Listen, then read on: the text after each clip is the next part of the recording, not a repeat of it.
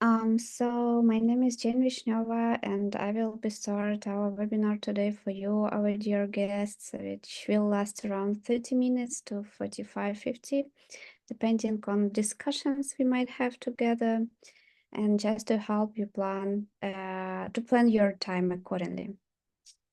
So we are delighted to spend today our time, lunch time with you, and to share some valuable insights about a very important topic for everyone who sells. Loyalty topic today is the hottest one on all e-commerce and retail conferences, and yeah, let's proceed with that. And while people are joining us, let's do a little warm up. Let's do um, let's say hello to each other in chat, and where are you now located, and how is your mood? Let's exchange a little bit with them. Some insights. So I'm today in Berlin. I'm a little bit nervous about the upcoming pitch, which is obvious. And yeah, as usual. And yeah, today weather is about 15 degrees. So how about you guys? Don't be shy. Don't hesitate to type something.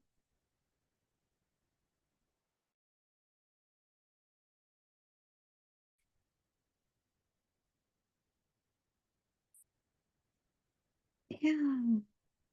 Hi, London. How Michigan? How Berlin? Yeah, I know. Hi, Kiev. How the weather is London?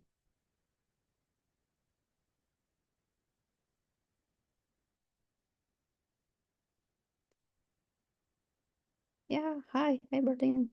Cloudy and sunny at the same time. Oh, I missed London.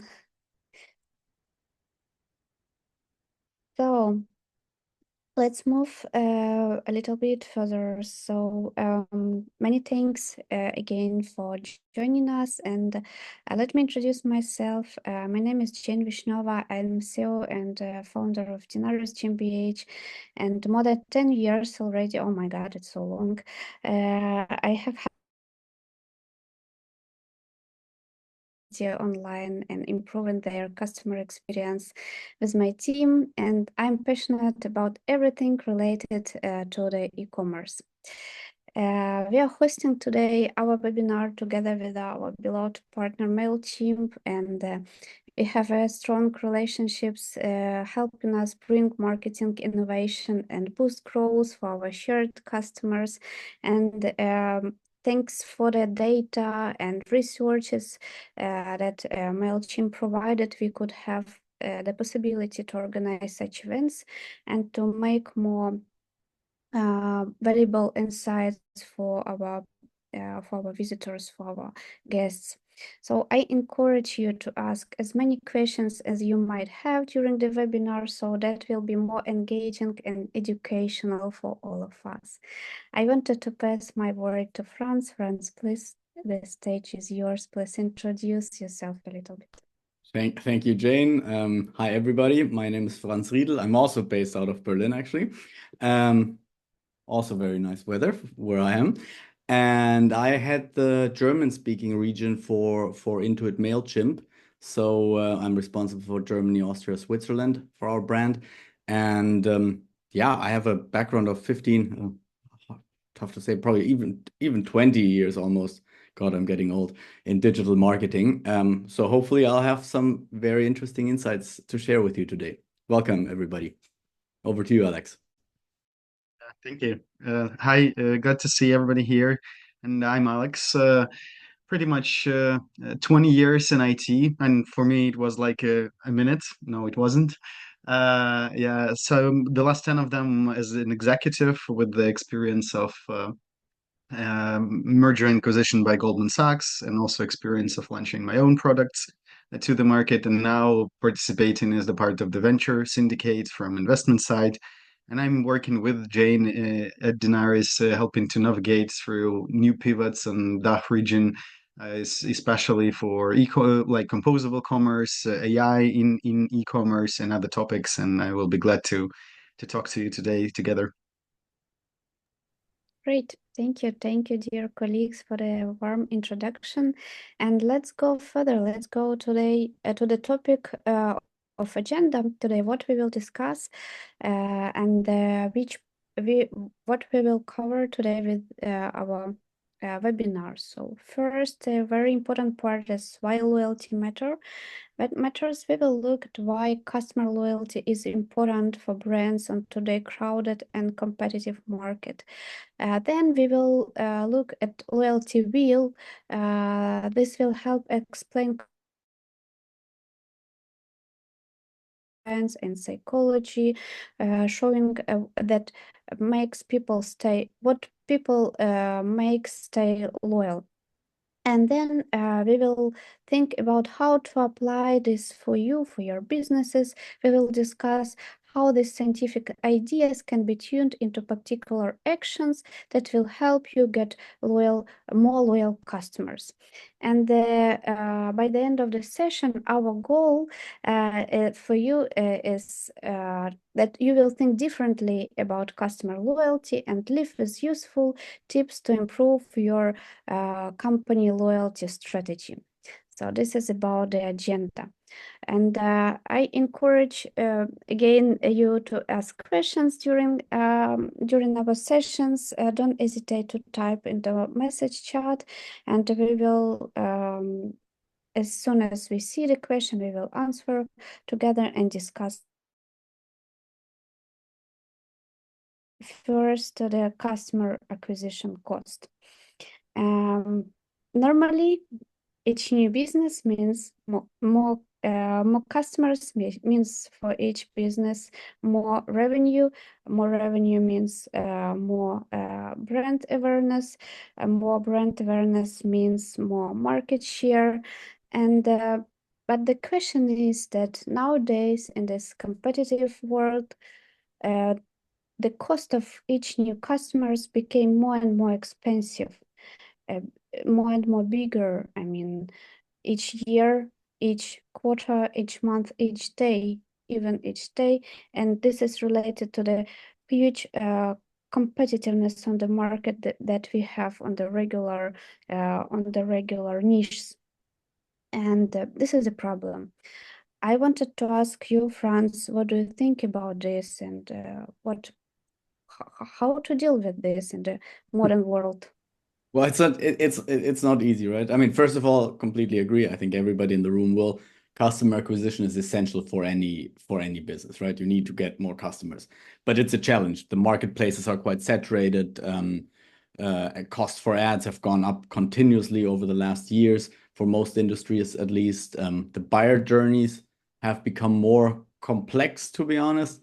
And also, if all that weren't enough, Google keeps changing their algorithms, which means that a lot of businesses out there are losing parts or significant parts of their organic reach. So yeah, basically this keeps marketers on their toes, right? They need to rethink their strategies constantly. Yeah, I guess that's what you have to do from my perspective. Alex, any thoughts on that?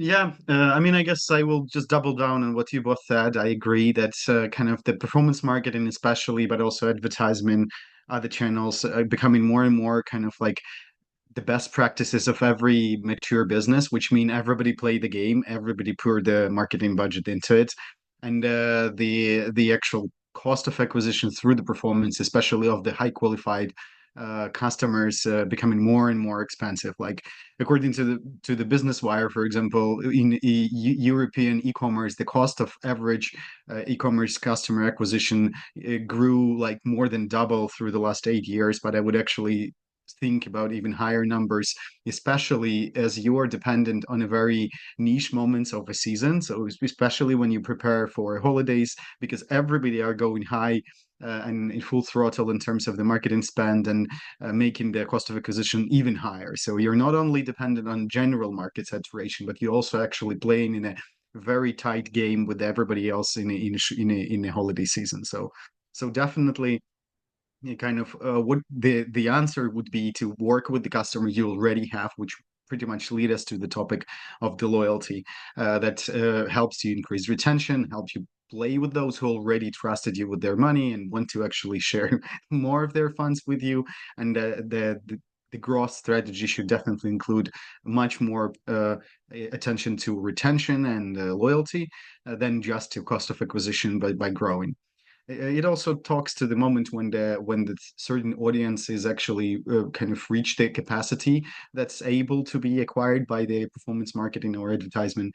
So you need to keep nurturing and growing your existing customer base.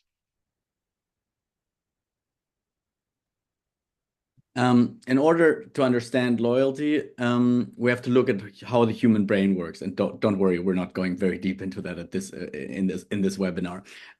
What you can see here, the depiction is called the loyalty wheel. It's a model that condenses the cognitive drivers of loyalty into four neurobiological principles: reward, emotion, memory, and social interaction. Reward, for instance, refers to the neural pathways that release dopamine and reinforce behaviors. Memory is the principle that past experiences influence future decision making. So quite interesting stuff, actually. If you want to dive more deeply, there's a report Mailchimp has published. It's called The Science of Loyalty. You can download that. The aim of our discussion today is not to dive very deep into this. Instead, we're going to take a closer look at the number of tactics aligned to each of these principles that you can actually apply in your own businesses. Thank you, Franz, for this insights. And this research could be available additionally to our webinar. You will get, our dear guest, you will get slides, you will get video recording, and also, if you would like, we would add there this research. And now, thank you, Franz. We understand a little bit more about the cognitive drivers of loyal behavior, but we want to know more how to drive this behavior change. And Alex, maybe you know some secrets about it. It's actually a secret. It's pretty well known formula, but we like to work to start from what is called the Fogg behavior formula. Fogg is a Dr. Fogg from Stanford Behavior Design Lab, and he has a pretty good research that pretty much narrow it down to the three parts of the loyalty dissected, if you will. So we talk about the motivation, like why person would want to like your brand, to be loyal to your brand. It talks about ability, so given ability to the user to actually act on this motivation. So let's say they're already interested in supporting your brand, they need to have an ability to act on it. And then speaking about the prompt, kind of encouraging, engaging with the user in the right moment with the right message to give them this ability to leverage on this motivation and to actually, together with this, build up their loyal behavior. So let's start talking about the motivation. Kind of when we talk about it, what motivates user to actually be loyal to a brand? First of all, it's obviously the alignment of the values, the positioning, the general message, the vision that the brand translates to the audience, and the audience who are close to this vision and to these principles is actually able to be more loyal. And but what really drives the motivation to be together with the brand is a certain personalized experience, and especially kind of ability to contribute, ability to co-create together. And we'll talk about it in just a few seconds. Kind of like to participate in the life of a brand, to see that this participation and this engagement actually changes the behavior of the brand, and to create a certain co-ownership journey together. Can we get to the previous slide, please? So we also talk about getting something very personalized, and some exclusive deals specifically tailored for the preferences of the user. And also, is the brand is actually popular within the social bubble of the person, and is it actually emotionally engaging? We'll talk about it all now. So if we talk about coming from the wheel, we talk about the social interaction, providing the reward, and engaging, like building the emotional connection. And there are certain tactics for each of them, and let's start speaking about them.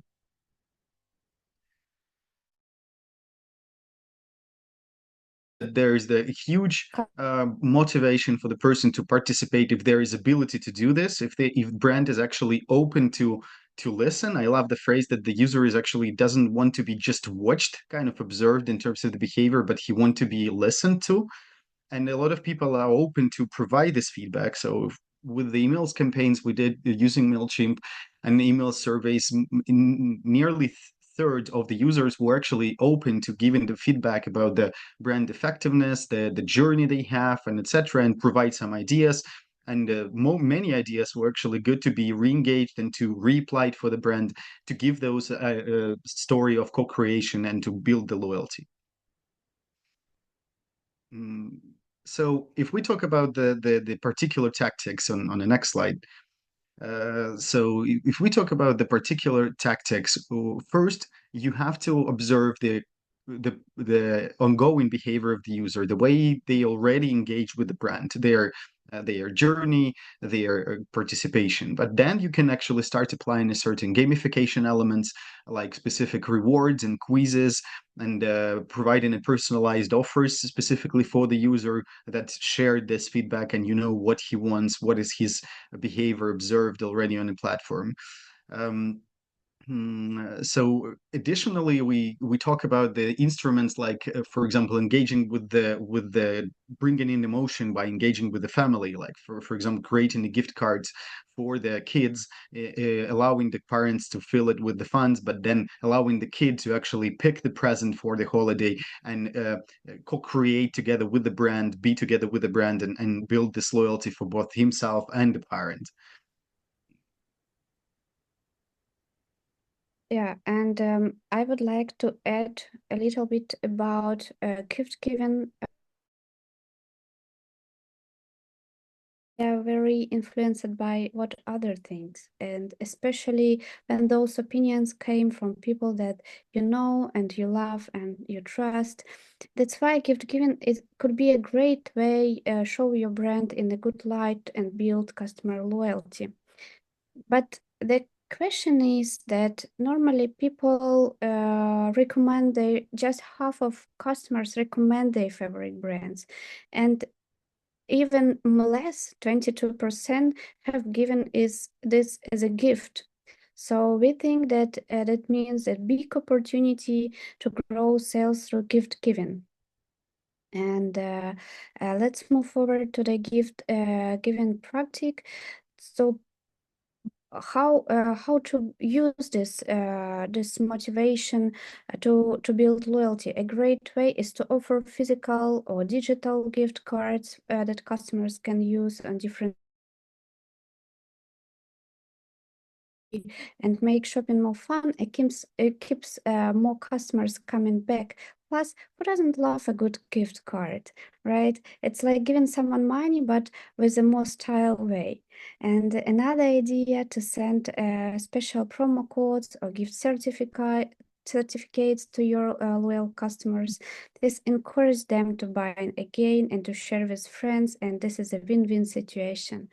And we think that a big opportunity is to have top promoters from your shoppers, and for those who spend a lot, and think about them to giving them such referral options. These customers can become your best brand promoters, bringing even more people through their recommendations. So, and to summarize this, let's say, motivational part, I would like to share with the Pro Store. Let's move to the next slide, please. So Pro Store, this is a retail that has about that has more than 400 offline stores and over 4,000 employees, and the aim was to expand their loyalty program and improve customer loyalty with connecting customers on an emotional level and offering personalized rewards. We use strategies that help build emotional connections and encourage social interactions, and created personalized rewards, contests, and special discounts that match the customer's interests and needs, and that bring us to the situation when we increased customer retention, customer lifetime value, increased revenue, and average order value. That brings, of course, for this brand, for this retailer. So yeah, and let's move forward to the next Sure. Sure. So I'll take it from here. So now when we kind of shaped up the motivation. So the customer loves the brand, they want to engage, they had a nice pleasant moments, the kids love it. So they want to act. Like you need to give them ability to act on this loyalty, pretty much convert it to the retention you want to gain from the loyalty program. So the idea is to make the uh, to make this execute on this ability by the as frictionless journey as possible. So making the ability to deliver where they are, to shape up the pricing according to the audience you actually targeting and who are your audience. Give them ability to purchase through different channels, physically and online, making it easy to find, easy to navigate, and obviously making the check. So when we talk about this in terms of the in terms of the loyalty wheel, there are three aspects of it: the ease, the consistency, and the familiarity. So we're talking about the ability to act on the loyalty, kind of pretty much make a purchase in easy way. It is a consistent from different channels and consistent with the previous experience of the customer, but it also made in a familiar way that's associated with the brand, with a certain nuances that makes it understandable that from whatever step, from whatever channel of the checkout process, customers actually rejoining this flow, he does have the feeling that he is with this brand and it is made in a familiar way. So, speaking of the specific tactics of making it easier, we talk about the smooth selling, and it's obviously, while kind of it is straightforward, but it is obvious in numbers too that the ability to make the purchase as quick as and easy as possible is critically important. We have it's actually nearly 100, nearly all of the customers who making the second and third purchase and repeated purchases from the brand are doing it mainly because the process is quick and easy. So there are other factors that influence it, but by their own feedback, users love to redo the shopping because it's easy and fast. So how to do this, how to reach this ability to actually kind of make it seamless, make it easy. So first we were talking about obviously about the conversion rate optimization. So the research and user experience experiments that make sure that you analyze the whole checkout process on different platforms, different channels, understand every step, analyze the user behavior in the step, see where the dropouts are, remove the steps, remove the obstacles, and pretty much give them ability to run to their goal as fast as you could. And streamlining the checkout process, making it consistent, as we said, but also involving another more modern instruments using AI agents, like when you actually do the purchase from your phone or in the shape of automated call, when the search through the site is made by voice request or just by general request through AI agent or chat or LLM based application around the store that allows you user to make the more flexible open request what he's looking for and receive the ability to kind of do the purchase with the reasoning why the specific kind of like goods were proposed and tailored for him. So this new experience shaped by the AI agents is actually bringing much more kind of frictionless journey to this process and making it even more personalized.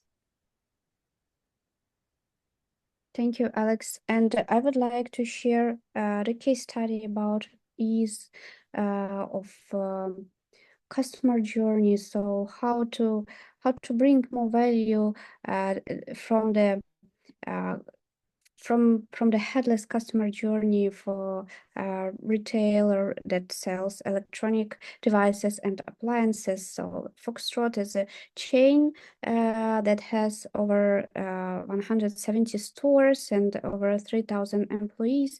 They aim to attract more customers to make easier customer experience and improve satisfaction of customers and boost sales. And we were asked by the question how to do that, and we decided to go deeper to the business objectives and go to their consumers and ask them first what is the situation, how we could be better for them. And we figure out together with their consumers that it's lack of mobile app for the quick purchases on the store. And with the help of this new app, we stream and make quicker and easier for customers to complete purchases, and also optimized user experience by simplifying navigation, adding helpful retail tools like product recommendation, cross-sell, upsell processes, and one-click orders. So consistency across platforms was crucial, and then bring us to the intuitive and great experience on mobile devices, and improve customer experience afterward. So an interesting aspect was to make all those their customers to download, to install another app to their phones, and the answer was the gamification and rewards. So we used gamification and rewards for this, and have more sales through this channel afterward. And Franz, I give the stage to you. Yes, let's move to prompts, and actually we can immediately jump to the next slide and dive right in. So prompts are the third and final part of Fogg's behavioral change equation model. So they're cues that remind a person to do something, or basically nudge someone to do something, right? They can take different forms. We've all experienced them. They can be a personalized marketing emails. They could be a push notification. They could be a CTA. The goal of with any prompt is, of course, to make them timely and relevant. Let's have a quick look at what we mean by that. So timely. Prompts are most successful when they show up at the right time. Seems kind of obvious, probably. Very simple example is an email about a new shampoo is more likely that for me that I'll buy a new just purchased 3 new bottles for and put them in my cupboard, right? So in order to do this as a marketer, in order to get the prompt to be timely, automation is a really useful tool. It allows you to reach out or to reach your audience when they're ready to act upon your prompt or upon your message. In a recent study that we conducted, we saw 57 of people, they want to keep up or keep in touch with a brand via email. So that's a great channel for businesses to send timely prompts. On the next slide, we have a couple of practical examples for you. The first one, very simple. Basically, the shampoo example, you send an email to somebody at the time after the first purchase when other people purchased again. So basically, you encourage them to purchase again, and you have the timeliness by statistics from your database. The second one would be that you could send out an email about a complementary product to cross-sell or upsell to that client. It has to fit with the original product, of course, but that's a great strategy. Plus, please don't do this too recently. I actually bought a pillow recently, and I got an email that I should buy the corresponding pillowcase even before I had received the pillow. The purchase experience was actually quite nice initially, but this felt a bit awkward and pushy, to be honest, because I hadn't even used what I originally bought. So again, aspect of timeliness. And the third example is that you could target customers who have recently purchased a product to leave a product review. Some marketers, maybe I should mention this, do limit these prompts to customers, to only those customers who haven't sent back the product or who haven't contacted. Basically, With Mailchimp's segmentation tool and our automated customer journeys, you can tailor prompts to the needs and behaviors of customers. And this drives repeat purchase and loyalty. And now we spoke about the time aspect of prompts. The other aspect is relevance. Customers are much more likely to act upon prompts when they're relevant. This, again, sort of obvious, but if they're not relevant, they can actually basically come across as just annoying. We've all experienced that, I suppose, right? Almost half of all email subscribers explore new product offerings through brand emails. So these really need to be relevant. This is where making use of data integration and AI insight can really help you to personalize an email. The more tailored the products displayed in such an email, for example, are to someone, the more likely they're to engage with the brand and potentially buy something, right? Other tools to make this easier. On this slide, we have a couple of examples for that as well. So you can target users with personalized offers based on their subscription preferences. A very, very simple example is as a fashion brand, you would ask for the gender of the person who signs up, right? If the clothes are the right ones for you, or the ones designed for you, you're much more likely to look at them and potentially buy them, right? One step further is actually the second example. You can leverage, for example, Mailchimp's Shopify integration to personalize the content based on something that the user has looked at previously.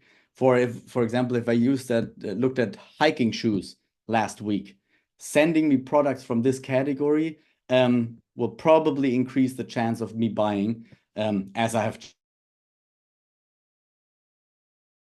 Besides just using behavioral data, you could also include pop-ups and forms in your website, in the customer journey, to find out what a customer is really interested in, right? I recently attended a webinar that was super interesting. They wanted to sell pictures an artist had drawn.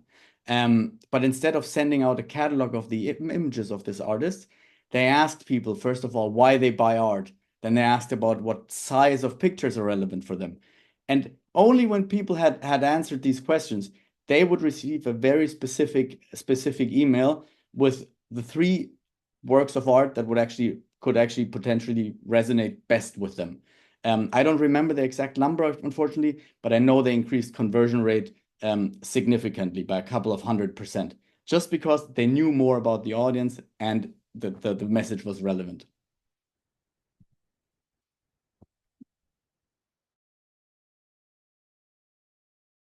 Case study of today, Shapeways, a 3D printing company, they use Mailchimp's Zapier integration, and they use this by automating audience segmentation and tagging based on user data, and this significantly improved their conversion rate and their click-through rates. You see it here on the slides, 238% increase in open rate and more than 500% in click-through rate. I think that's great proof that this actually works, and I would encourage you to look into it. Awesome. Awesome. Thank you. So now we talked about the 3 aspects of how you may change the behavior of the user to make it more loyal to a brand, to retain him better, and etc. We talked about how to make him want to be with your brand, how to give him ability to do it in a consistent, familiar, understandable, clean way, and actually how to do it in the right timing with the relevant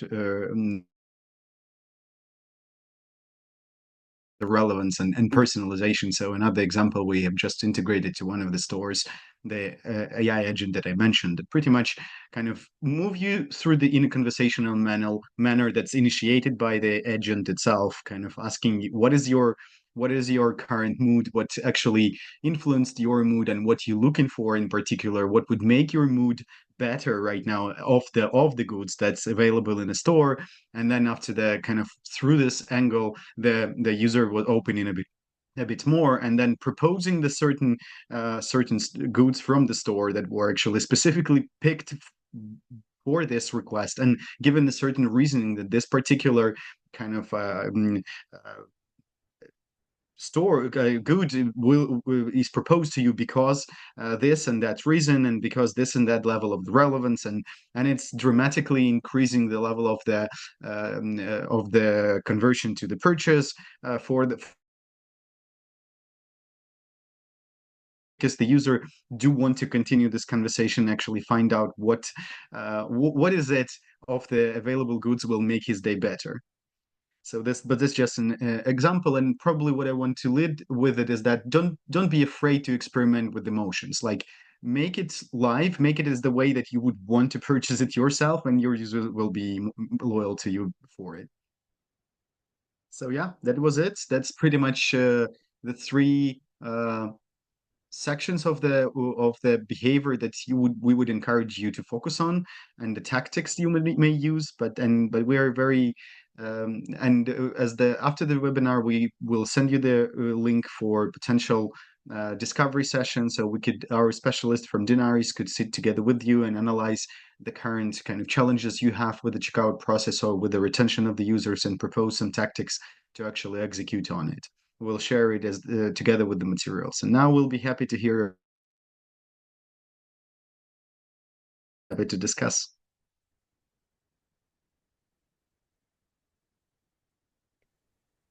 Yeah, while you are thinking about your questions, I wanted to thank you for visiting us today.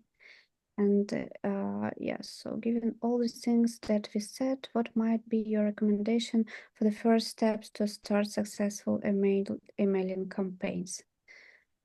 Alex, let's start with you. Yeah, sure. We'll be glad to. Well, I mean, before sending some emails out, you need to understand what is the main target you actually want to approach. Is it actually gathering the certain community of the users before proposing something? That probably would what I would propose. Like, ask what they want, give them the something in return for their feedback, ask what they liked or didn't like with your experience, and again propose something in return for this feedback. Show they gave, and then start actually upselling and bringing them to kind of returning funnels and etc. So don't email just kind of blast everybody, hey, we have a new proposition. Well, it's fine, but kind of if it will be after for the audience that's already warm to you, and it will be in a timely manner, it will work much better. And I will probably go to the ERP system and check the audience groups that a business might have, and see which group is potentially more interesting for a business, and which offers might be more business relatively to the cost effectiveness interesting. And that is really important side of the conversation with customers, to bring more value to the business you have and bring more revenue and more loyal customers afterwards. In the What I would probably agree. What I would probably add is, I'm not sure if from your question it sounds a bit like maybe you're just getting started. So very importantly, first thing before sending out email is to do a bit of housekeeping. Like there are these requirements by Yahoo, by Gmail, for email to actually be delivered and arrive in people's inboxes. So make sure with whatever solution you use, you really set up for this to increase the chances of an email actually arriving. And we have on average 99%. That's way better than, for example, 80%, because it just increases your chance of getting something from the email. Then super important aspect that Jane mentioned, segmentation. Far too often I see that people send the same email basically out to everybody. Personalization is maybe the change of the first name. Really think about what data you have to segment your customers and adapt the message per customer group. Analytics. Look, I encourage, depending on how big your email recipient list is, I encourage to not send everything to everybody right away, but try things. There you can do A/B tests, you can do multivariate testing, and please look at the results. And one last tip, if I may, setting up automations. First of all, easy things like a welcome flow for new users. That's relatively simple to set up. Teach, you can also A/B test them, teach them about your brand, send an email a week for 3 weeks. Display, well, whatever is special about your brand. Maybe your heritage, maybe your great customer service, maybe some social proof why they should buy with you. And then also behavior-based motivation, as I touched upon previously during the session. So if somebody did that, do this. I know this takes a few days to think through and set up, but I think this will benefit your business a lot. But always, as I said, please look at analytics, look at how people behave, and adjust accordingly. Thank you, Franz. Thank you for this huge feedback on the question. And we have another question. What businesses often overlook when trying to build customer loyalty? Yeah, I'll pick up on that probably. I mean, we already talked a lot today about listening to the user, and I cannot, stress even more how important it is, because in addition to e-commerce, I consult a lot of startups who just pushing the product to the market, and like it's you would be surprised how many of the teams think that the original idea of what should work for the audience, of what should work for this market, actually dominates over what the market or actual audience really wants. So we already talked about gathering the feedback, and I want to double down again. This is literally stated as the more important than something that user can say about his desired experience. So do the customer interviews, do the surveys, talk to your customer, meet them on a purchase points, and kind of gather the feedback all the ways possible, because it is the way to find the market fit. It is the way to grow on the market, is actually to listen to the market.